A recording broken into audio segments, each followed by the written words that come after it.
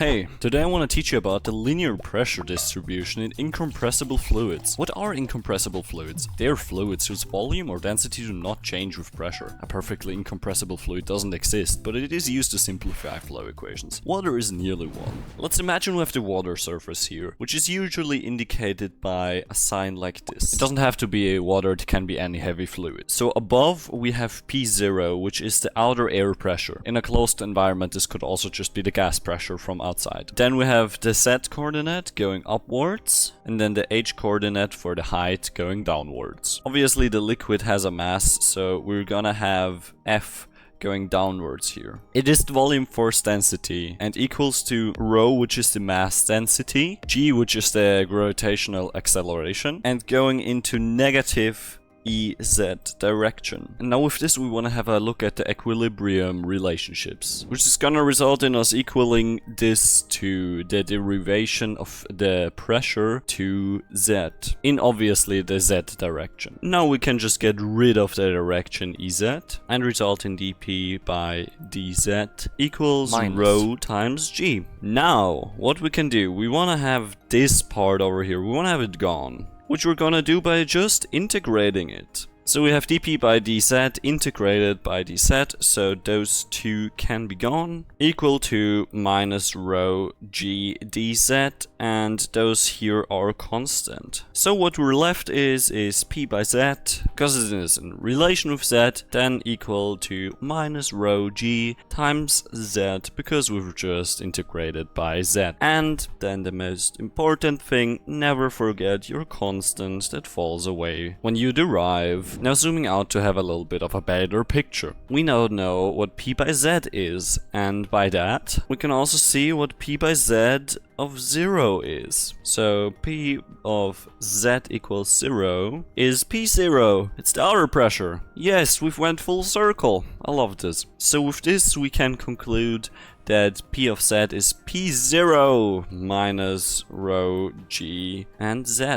P0 is the C, and I've just moved those two things around. Yay, perfect. Now we have why P of Z, like the pressure of the height, this is the pressure at which height it is P0 minus rho gz. And now we can go even further, because we want to make this a little more beautiful, and we substitute Z by h, because h is the thing we want and it is positive. Because basically minus z equals h, which leads us to the following equation. P of h is p0 plus rho g h, because h is always the thing we want. And this, my friend, is the linear pressure distribution, but we have more to go. We now have this linear pressure distribution, so what can we do with it? Let us say we have a wall right here, and here's also the floor, and obviously there is the water,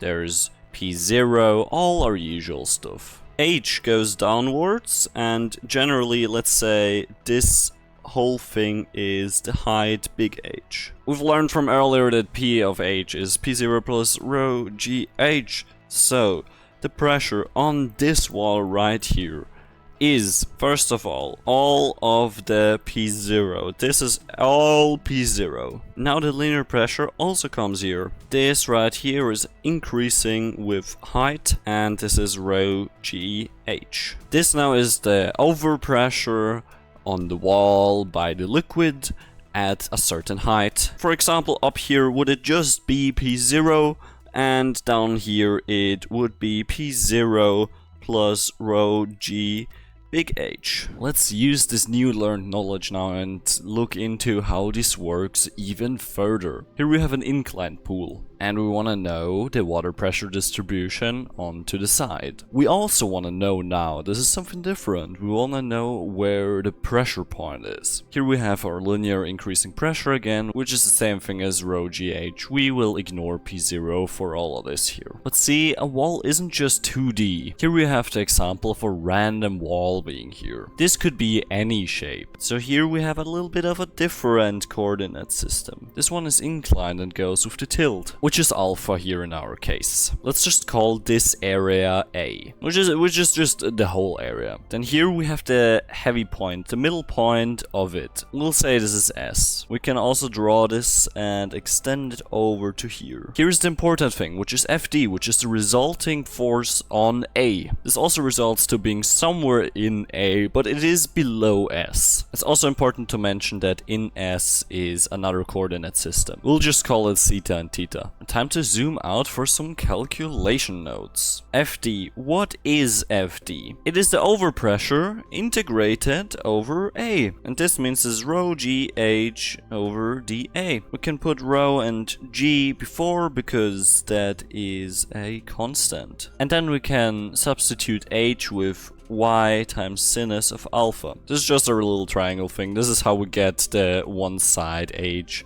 but without saying it's h, we want to have y. And now this equals to, now we have FD is rho g ys, which is the length to the s, times sinus alpha and a, which is also, by the way, the same as rho g h s a. So now we have it, but what do we need more? We need where the force applies. We have S and D, and we have HD, and we have HS, which are the heights from the top going down to D or S, and as stated earlier, D is lower than S. So if we take our FD from earlier and multiply it by YD, which is the inclined distance going to D, we can say it's basically the same thing as our previous thing, rho G YS sinus alpha A, and then times the yd. If we happen to integrate this, ys and yd will just go to being y,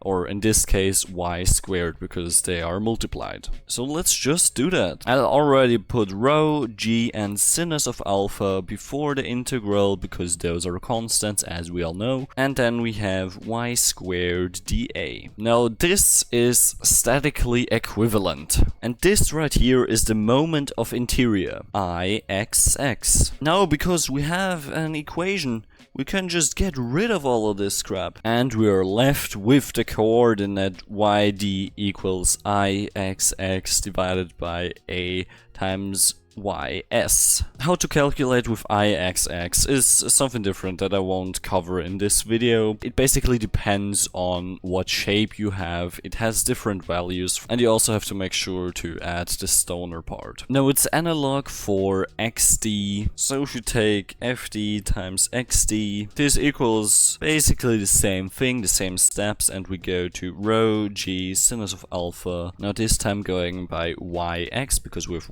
x and not a y, over the a, and this is also the derivation moment Ixy.